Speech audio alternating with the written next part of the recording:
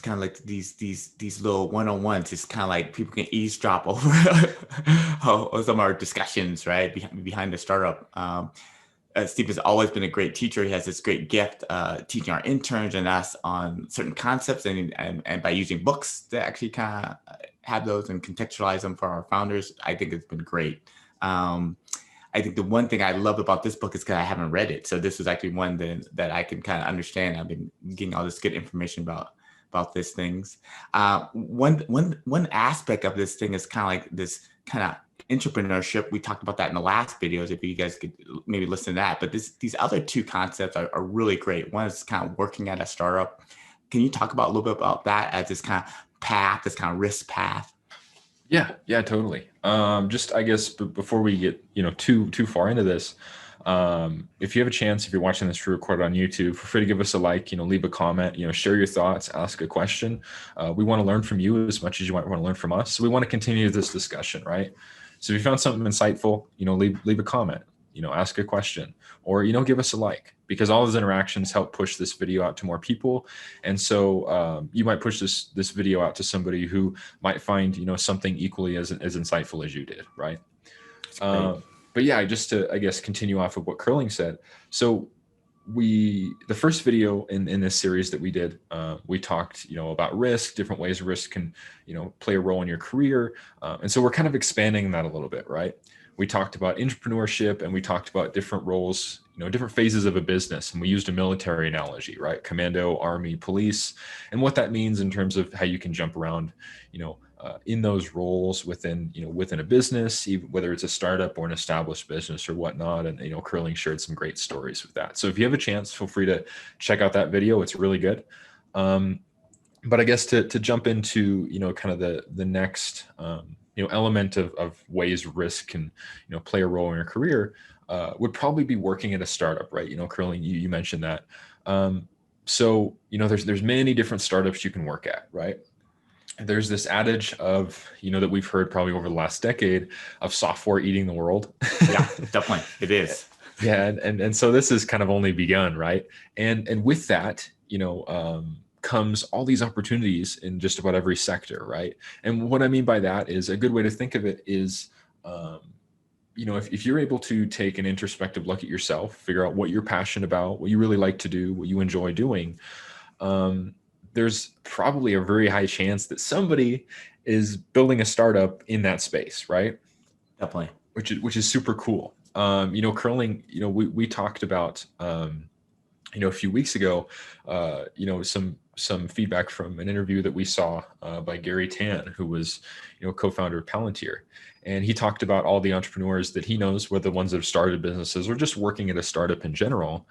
And he said, if you can find a job that you really like, it's like finding 5 extra days every week, right? Which is a pretty cool thought, right? Yeah, I love that quote. Another quote, since we work with a lot of university students at like USC and Cal State San Marcos and different other universities, I always tell the students to work at a startup. I always use this quote from Malcolm Gladwell. He always said, have this kind of fulfilled role, have this really great job, right? It has to have these 3 entities. The first entity, it has to have this kind of autonomy, right? You have, you don't want anyone kind of micromanagement. You have some sort of autonomy, some agency in that role. The second thing you need to have in that role is this complexity, right? That you're not working on just one problem or one thing, but you're actually working maybe on a couple problems and solving those. And then the third thing is actually why I always feel like my friends would leave these huge companies is because you have to have this great connection between what the effort you're doing and how it benefits the company, and even more benefits maybe society, right? And so I tell university students, one reason why I feel like working at a startup is really great early on is because they have those 3 entities. A startup has all this complexity that you have to do. You have to wear multiple hats, right? It has a lot of autonomy, and sometimes certain groups will have an intern come in there at an established company, and they might work on one thing. If you actually work on a startup, you're actually probably going to work on multiple things, probably things that might even stretch you. But it will all be good for you because you're going to be learning all these different skill sets. But really importantly, I think the reason why some of my friends will leave a bigger company is because they feel that their efforts not really helping the company. That it's like Gmail, right? If I leave Gmail will be fine. But when you're actually helping a startup, you're really actually in some ways moving that startup forward. So that's why I always tell people, like, definitely work for a startup. You'll feel fulfilled in some ways, and then you'll also learn things. Yeah, totally. That was, there's some great stories in there, Curling. Yeah, I know you have some. I know you have some too with our interns. I think that would be great. Yeah. So, we're obviously a little biased about working for a startup, right? We think it's really cool. I mean, Fokcus is a startup, and we deal with entrepreneurs on a daily basis, right? So we see all the cool and all the good things that can happen from that. I guess an example of working in a startup was, so we've had a few interns here at Fokcus, in different roles, right? One of our software engineer interns, he was a master's student by the name of Ganesh. So he did a lot of cool projects for us, right? Yeah. And he was exposed to all these cool things, some things that he built on prior knowledge, some things that he might have been exposed to something totally new. But one of the things that we gave him an opportunity to do as part of Fokcus was, now we were going through a webinar series with Tech School, and we're still doing that. I think we're on episode 37, 38 now. But we gave him an opportunity. We said, hey, do you want to speak on some topic, right? Which of course kind of brought him back. He's like, oh, really? Like, that'd be really cool. So we brought him on to speak it during one of our episodes, right? And now, as a master's student, as somebody who was fairly young, he had almost no public speaking experience, right? So as you can probably guess, he was super nervous, right? Was going like, oh, what do I do? How's this going to go, right? But I mean, he walked away from that thinking, wow, that was super cool. And maybe working at a different company, he might not have had that opportunity to just say, hey, we're going to give you the spotlight, and to tell your story and to share what right? Which is really cool. Curling, didn't he mention something to you when he was doing his thesis after he was done with the Yeah. internship? Yeah, we were doing like a one-on-one, and he said, "No, Curling, I'm so glad that you guys had me do tech school, and having that was a great opportunity for me. It really helped me when I had to do my thesis presentation to my advisors. I was able to kind of organize. I took some of the tips that Steven gave me on presenting, and it went really well. So that transfer of knowledge, that it was that being able to have that confidence, and even some of the concepts you gave him, Steven, to present, all helped him even with other things in his life, and probably will continue to. Yeah. So I guess basically just building off what you just said. I mean, working at a startup can be a great way to do something risky in your career, learn something new, right? Be exposed to something that you might not normally do, or be exposed to being in a role at a different company, right? Definitely. Now, I guess moving on from the idea of working at a startup, I guess the other end of that spectrum, right? We talked about entrepreneurship, working in a startup is starting a startup, right? Now, this is obviously the most difficult thing you can do, to add risk in your career, but it can also be the most rewarding, right?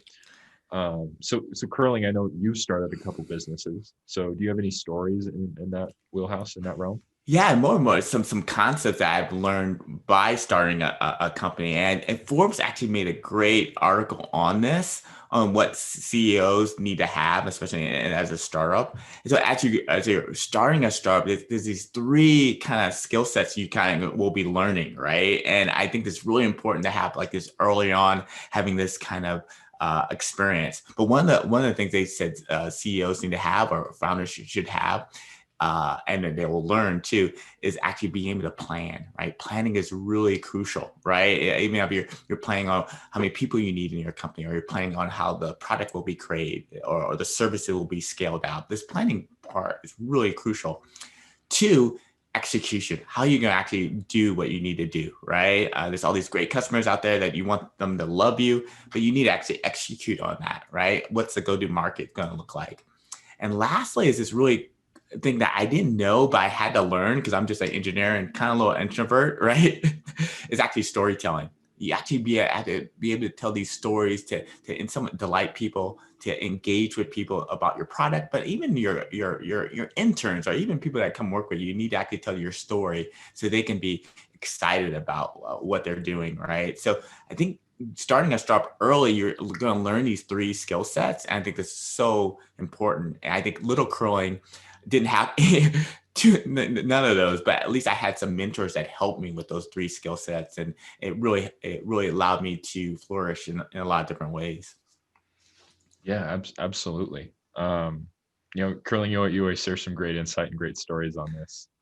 Starting a business from scratch, you're doing a lot of crazy things that you may or may not be exposed to from the get go, right? You have to, you start a lot from scratch. You're hiring initial employees. You're establishing company culture from ground zero, right?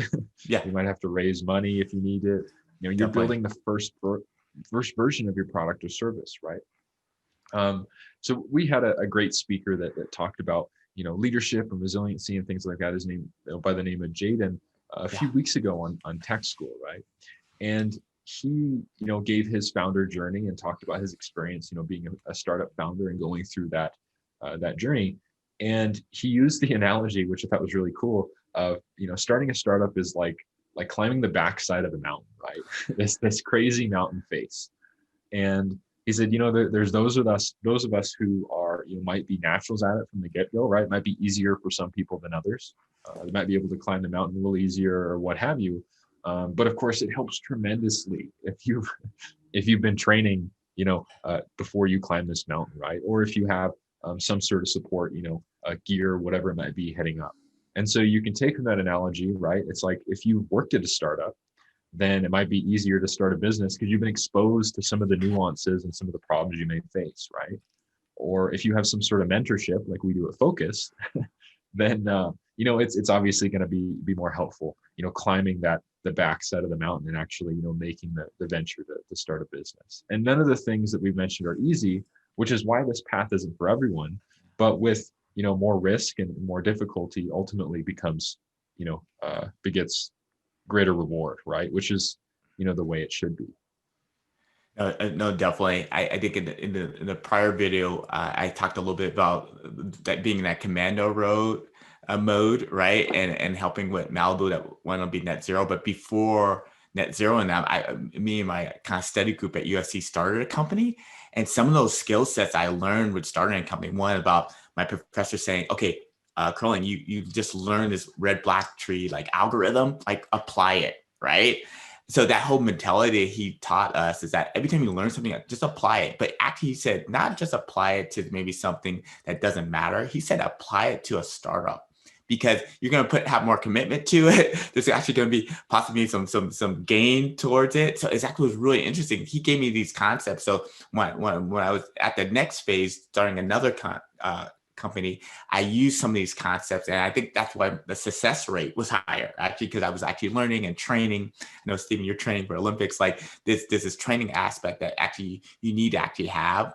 And once you've actually learned some of these concepts, I think in the real world, right, when you're in the Olympics, right, that you actually will perform better. So I do know that mentorship and having a good mentor like my professor is really important. And that's what we do at Fokcus. We actually provide these mentors and this aspect of having mentors. We even have this one stat, I think, Steven, that you bring one mentor into a startup, it kind of increases like revenue by 106%. So we do say when you're starting a startup, have some sort of mentorship, have some advisors, maybe your professor like Lil Curling had. That's really crucial when you're starting a startup. Yeah, absolutely. I think in any career path that you may take, we talked about a lot of things, right? In these two videos, right? Entrepreneurship. We talked about working in a startup. We talked about, even going as far as starting your own business, starting your startup, right? And the different ways risk can play a role. What might be more risky, what might be more rewarding, things like that. And I think in any career path you may take, you have to be able to take an introspective look at yourself and find what's best for you, right? It's the same as doing anything in life, right? What might be a great path for you might be not the best for somebody else, right? But we wanted to, basically expand on different ways risk can play a role in your career and what that might mean for you, because, the more the more options that are out there, right? Definitely.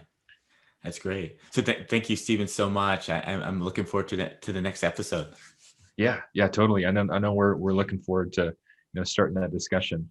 Just to echo what we mentioned in the beginning of the video. If you liked this, if you found some insight, if you found something really interesting, you learned something from this video, feel free to give us a like, leave a comment, share your thoughts. We want to learn from you as much as you might want to learn from us.